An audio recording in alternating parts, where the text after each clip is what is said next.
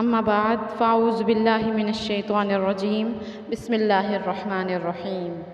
میرے عزیز اساتذہ، میرے عزیز دوستو اور مہمان خصوصی، السلام علیکم۔ آج جس موضوع پر مجھے تقریر کرنے کا موقع ملا ہے وہ ہے محبت رسول صلی اللہ علیہ وآلہ وسلم۔ نبی کریم صلی اللہ علیہ وآلہ وسلم سے محبت ایمان کا تقاضا ہے۔ مومنوں کی جان اور نبی کریم صلی اللہ علیہ وآلہ وسلم کی اطاعت و محبت میں سے انتخاب کرنا پڑے تو انہیں جان دے کر بھی محبت کا رشتہ برقرار رکھنا ہے۔ کہ محمد سے وفا تو نے تو ہم تیرے ہیں، کہ محمد سے وفا تو نے تو ہم تیرے ہیں، یہ جہاں چیز ہے کیا لوح و قلم تیرے ہیں۔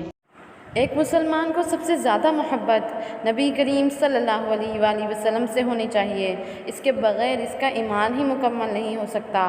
نبی کریم صلی اللہ علیہ وآلہ وسلم نے فرمایا، لا یؤمن احدکم حتی اکون احب الیہ من ولدہ ووالدہ والناس اجمعین۔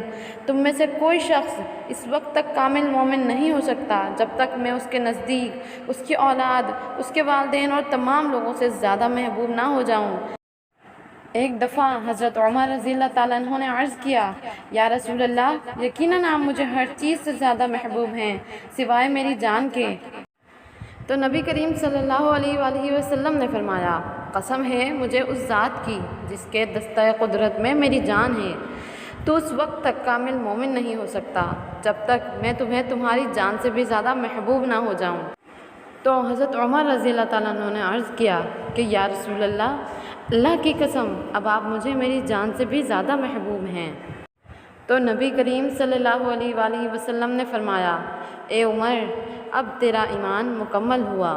ہمارا ہے ایمان نبی کی محبت، ہمارا ہے ایمان نبی کی محبت، سکون دل و جان نبی کی محبت۔ والسلام۔